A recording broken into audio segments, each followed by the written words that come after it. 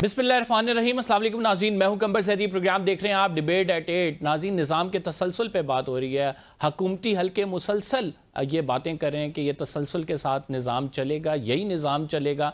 पाकिस्तान के कितने फ़ायदे में है निज़ाम का तसलसल, इस पर आज डिबेट करेंगे।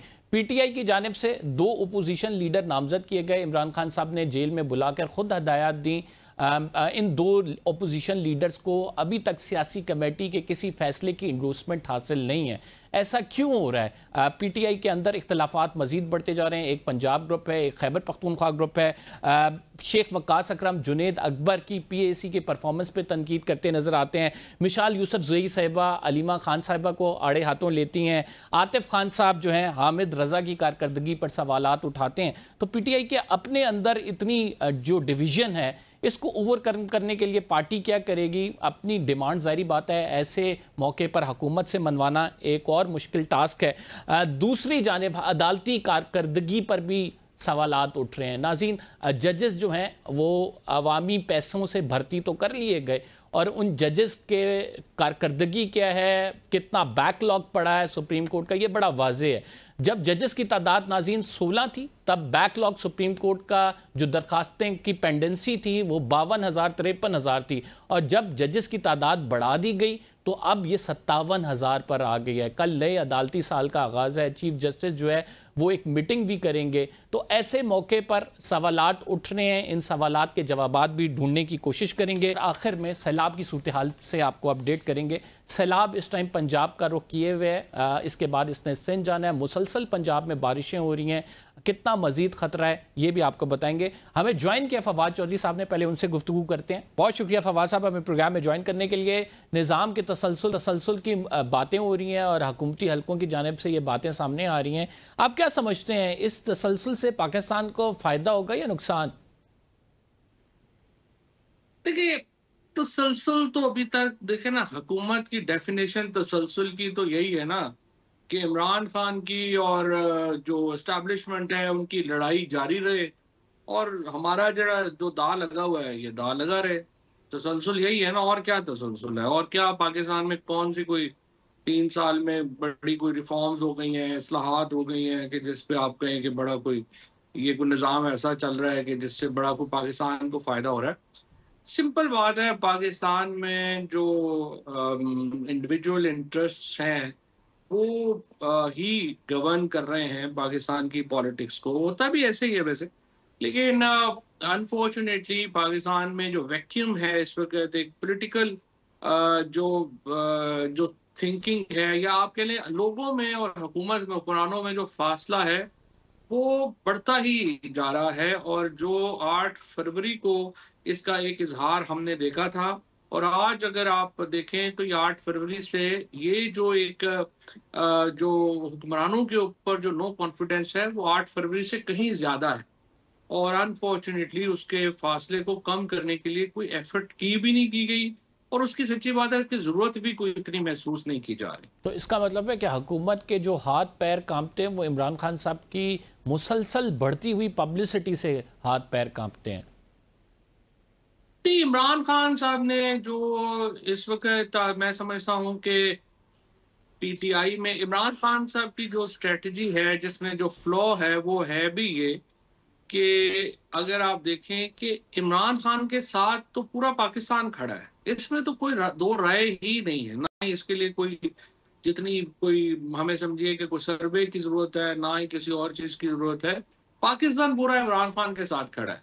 लेकिन जो इमरान खान को चाहिए वो ये था कि जो अपने जो इस वक्त हुक्मरान हैं या लोग हैं, उनको ये तसल्ली देने की थोड़ी ज़रूरत है, उनको ये बात करने की ज़रूरत है कि अगर इमरान खान इक़्तिदार में आते हैं तो वो सलूक नहीं होगा जो कि इन लोगों ने PTI के साथ किया है, ताकि एक थोड़ा सारा एक रूम पैदा हो बातचीत का। अनफॉर्चुनेटली उधर से उस तरह की जो सिचुएशन है वो पैदा नहीं हो पाई, जिसमें सोशल मीडिया का बहुत रोल है, जिसमें एक जो सतही सियासत है PTI की उसका बहुत रोल है। और उसकी वजह से I think Pakistan is caught in between दो इंतहाओं के दरमियान। आप हम जो पाकिस्तान के अवाम है वो फंस गए हैं लेकिन और आप समझ नहीं चौधरी आ रही साहब, आप कैसे बात निकलें। सही कर रहे हैं कि पीटीआई की जो सियासत है उसका एक बड़ा रोल है इसमें, लेकिन दूसरी साइड से भी आप ये कह सकते हैं कि मामलात स्टैंड स्टिल पे हैं। दूसरी साइड से भी कोई कोशिश नहीं हुई कि अगर मुल्क में सियासी अदम इस्तेकाम है इसको बेहतर कर लिया जाए, बैठ के बात की जाए। दूसरी साइड भी अपनी जिद पे अड़ी हुई है। मुझे जो लगता है, I can be wrong, but दूसरी साइड से जो भी एफर्ट है इस वक्त, कम से कम जो सोच हावी है वो ये है कि अगर हमने थोड़ी सी भी नरमी दिखाई तो इमरान खान इतने बड़े हो गए हैं कि वो फिर उस नरमी के उससे फायदा उठा के वो हमारे सारे जो इस वक्त समझिए कि जंजीरें हैं वो तोड़ लेंगे।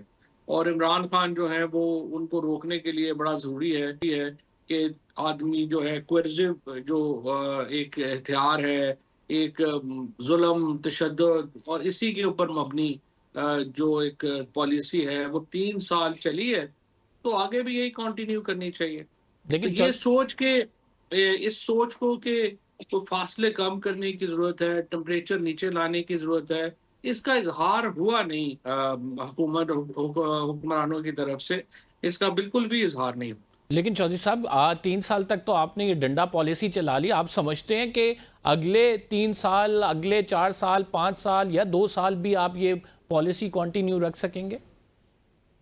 नंबर देखे ना, जो मैं हूँ आप हैं, हम लोग तो कहेंगे कि नहीं करना चाहिए, लेकिन अनफॉर्चुनेटली जो लोग करीब होते हैं या इन ओहदों के ऊपर, सबसे बड़ी मुसीबत ये होती है कि इन ओहदों के ऊपर सिर्फ वो लोग मुलाकात करते हैं जिनके नाम टिक किए जाते हैं कि वो उनसे मुलाकात करें। सो उसके नतीजे में कोई इंडिपेंडेंट ओपिनियन वाले लोग तो देखें करीब भी नहीं जा सकते। लिहाजा वहां पे जो लोग जाते हैं वो तो यही बताते होंगे कि जी आपने तो कमाल ही कर दिया है, 3 साल में पाकिस्तान जो है वो तो सुपर पावर बन गया है। पूरी दुनिया इस वक्त पाकिस्तान की मुट्ठी में है, हमने हिंदुस्तान को हमने शिकस्त दे दी है और पाकिस्तान के अंदर तो इस वक्त दूध और शहद की नहरें बह रही हैं, लिहाजा क्या जरूरत है आपको पॉलिसी चेंज करने की। चूंकि मुझे एक बड़ा तवील अरसा हुकूमतों को बड़े करीब से देखने का मौका मिला है, तो रेस्ट श्योर कि मेरा यही तज्जिया है कि इस वक्त भी जो लोग होंगे उनको यही बताया जा रहा है। स्पेशली जो जो हमारी बिजनेस कम्युनिटी है, ये बिल्कुल एक डेंजरस लोग हैं। अगर मैं कोई एडवाइस हुक्मरान लें तो मेरी पहली उनसे कोई दरख्वास्त ये होगी कि ये जो बिजनेस कम्युनिटी के इंडस्ट्रियलिस्ट हमारे ये जो है बनी हुई है, बिजनेस काउंसिल और FPCCI और ये जो सारे, इनसे अगर वो बिल्कुल ना मिलें तो ये पाकिस्तान के लिए बहुत इंटरेस्ट की बात होगी। ये लोग जाके एक ऐसी कहानियां सुनाते हैं और इस तरह से पागल बनाते हैं हुक्मरानों को कि उनको लगता है कि वाकई पता नहीं क्या हो गया है। सो अनफॉर्चुनेटली फार्मर उनको नहीं मिल सकता, कोई कारकुन सहाफी उनको नहीं मिल सकता। उनको सिर्फ मिलते हैं बड़े बड़े सेठ, उनको मिलते हैं जिनकी सब्सिडीज की इश्यूज हैं। वो वही बताते हैं कि जनाब कमाल हो गया, और अगर आप जो सारे मामलात आप पे छोड़ दिए जाए ना फिर तो और ही कमाल हो जाएगा। चौधरी साहब, ये लाइन है हम हर एक की। ये बिल्कुल बात सही कर रहे हैं कि आपके हुकूमत के इर्द गिर्द जो बड़ी कुर्सियों पे बैठे लोग हैं उनके इर्द गिर्द हमेशा खुशामदी मंडलाते हैं और उनकी खुशामद सुन सुन के वो हुकूमत करते रहते हैं जब तक वो वक्त नहीं आ जाता कि सर पर आन पड़ती है। आप समझते हैं कि इस सारे मामले के बाद भी हुकूमत के जो थोड़ी बहुत घबराहट है, बार बार ये बातें कर रही है कि नहीं नहीं निज़ाम यही चलेगा, तसलसल होगा, ये किस वजह से है? फिर क्या हुकूमत ये समझती है कि आइंदा आने वाले दिन उसके लिए मजीद बदतर होते जाएंगे, इस तरह का निज़ाम नहीं चलना? जितने भी खुशामदी खुशामद करते रहें उन्हें मालूम है ग्राउंड रियलिटी क्या है। ये जो घबराहट है थोड़ी बहुत हमें नजर आ रही है हुकूमती हलकों में, ये किस वजह से है? अगर घबराहट तो खैर मुझे नहीं लगता कि कोई घबराहट है, क्योंकि उनको ये यकीन है और उसमें सब्सटेंस भी है कि एस्टैब्लिशमेंट और इमरान खान की लड़ाई खत्म होने का कोई चांस नजर नहीं आ रहा। और वहां से जिस किस्म की इस वक्त एक स्टैंड स्टिल पे हम हैं वो कंटिन्यू करेंगे। बाकी ये कि नवाज शरीफ साहब हों, आसफ जरदारी हो, पीपल्स पार्टी, कोई लेगेसी की सोच तो है नहीं, कोई ये तो है नहीं कि हमें किन लोगों नामों से याद किया जाएगा। इनका तो सिर्फ एक ही मकसद है ना कि हमने जिस तरह से 40-50 साल पाकिस्तान के वसाइल के ऊपर याशी की है, अब हमारे बच्चे जो हैं वो उसकी हमारी जगह ले लें। इससे बड़ी तो कोई ख्वाहिश है नहीं। या तो हो ना कि कोई आपको बड़े लीडर हो कि आपने सोचना हो कि ये मुल्क में हमने क्या अपनी सोच छोड़ के क्या जाना है, लोगों की जो नेशन है उसकी क्या अहमियत है। ऐसा तो कोई प्रॉब्लम है नहीं, सुना ही नहीं होगा कभी आपने कि कभी जो हमारे लीडरशिप है उसने इस तरह की कभी कोई बात की हो। और सवाए इसके कि उनके बच्चे जो हैं वो मजीद अमीर हो जाएं। अब मुझे नहीं पता कितना पैसा चाहिए होता है आपको जिंदगी में, लेकिन अनफॉर्चुनेटली ये सोच जो है वो इतनी ही है और उसमें उनको कोई प्रॉब्लम नहीं है। द आइडियल सिचुएशन ये है कि इमरान खान और एस्टेब्लिशमेंट लड़ते रहें और ये जो पॉलिटिकल क्लास है जिसको इस सिस्टम में हिस्सा मिला हुआ है इस लड़ाई की वजह से, वो कंटिन्यू करे। अच्छा, जो ओपोजिशन लीडर नामजद किए थे इमरान खान साहब ने, महमूद खान अचकज़ई साहब, अल्लामा राजा नासिर अब्बास साहब, आप समझते हैं कि ये दोनों ओपोजिशन लीडर बना दिए जाएंगे? क्या रुकावट है? मेरे मेरे नजर में तो इस वक्त तक तो जो पीटीआई की लीडर्स पॉलिटिकल कमेटी है उसका मौकफ दुरुस्त है कि आप अगर पेशावर हाई कोर्ट से में आपने पिटीशन फाइल की हुई है, वहां से स्टे मिला हुआ है, तो अभी तो आप उनको नॉमिनेट नहीं कर सकते। क्योंकि अगर आप उनको नॉमिनेट करेंगे, and you being yourself a very senior court reporter, आपको मालूम है कि जब वो कॉज ही खत्म हो जाएगा तो रिट ही इनफ्रुक्शस हो जाएगी। तो वो चूंकि स्टे मिला हुआ है तो वो तो अभी तो बना नहीं सकते। अल्टीमेटली तो अल्टीमेटली तो देखिए ना, पीटीआई की जो लीडरशिप है उसकी बड़ी ये एक इमरान खान का अदम एतमाद है अपने लोगों के ऊपर। और वो ये समझते हैं कि ये लोग उनका कद भी नहीं है और वो ये चला भी नहीं सकते। इसकी वजह से उन्होंने कोलिशन पार्टनर्स से जो लोग हैं उनको बना दिया है leader of the opposition, senate में भी और यहाँ पे भी, जो उसके फिर अपने मसाइल हैं। क्योंकि मेरी नज़र के अंदर पाकिस्तान की इस तरह की जो मेन स्ट्रीम पोजिशंस हैं वो किसी सेक्रेटेरियन पार्टी या किसी अल्ट्रा नेशनलिस्ट के पास नहीं जानी चाहिए, और इसका बहुत नुकसान हो रहा है।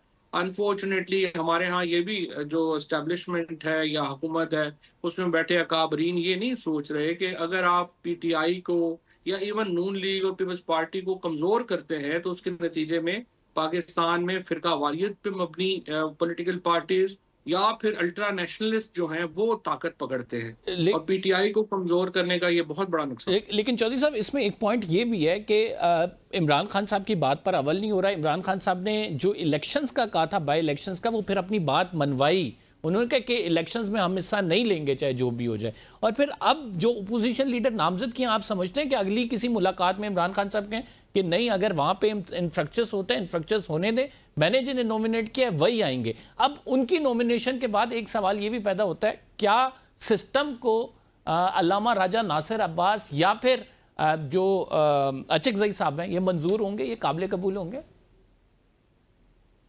वेल, अगर सिस्टम ने सारी तरीके इंसाफ को बाहर कर देना है, पहले लोगों को इलेक्शन नहीं लड़ने देने, इलेक्शन लड़ ले तो फिर रिजल्ट बदल जाते हैं, और रिजल्ट बदलने के बाद भी जो चार लोग बैठेंगे उनको जबरदस्ती डिस्क्वालीफाई करना है, तो फिर आप मुझे बताएं ना क्या होगा। फिर यही होगा जो हो रहा है।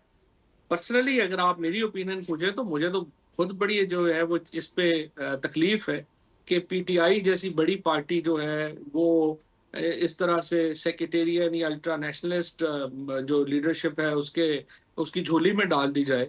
मैं तो एक फेडरलिस्ट हूँ और मैं तो एक नेशनलिस्ट हूँ, तो मेरी तो जो इशू है वो पाकिस्तान मेरे लिए ज़्यादा इम्पोर्टेंट है हर चीज़ से। लेकिन अनफॉर्चुनेटली जब आप इतनी बड़ी पार्टी को इस तरह से सलूक करेंगे तो और फिर क्या होगा, वही नतीजा होगा जो अभी निकला है।